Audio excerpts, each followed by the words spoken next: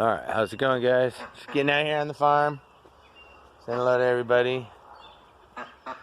Fed. Got me some food. Let's see. Of course, Morty will come have some. Look, I got some chickens interested. He's so cool. He's gentle too, doesn't bite me too much. More worried about, I know you'll eat from me, Morty. I want to try and get these guys trained. So I can train the chicken, I can train anything, right? It's a little challenging. Come on, guys. So I can get him, come on. Come on.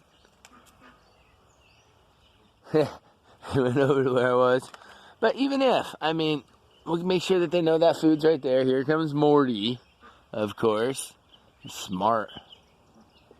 Look at those feet on him. They're like talons, as big as my hands.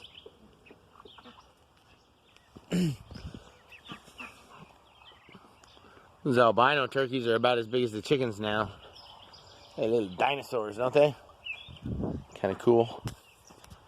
Where'd the ducks go? You can always hear them over there quacking. Ducks talk a lot, but they're not really social.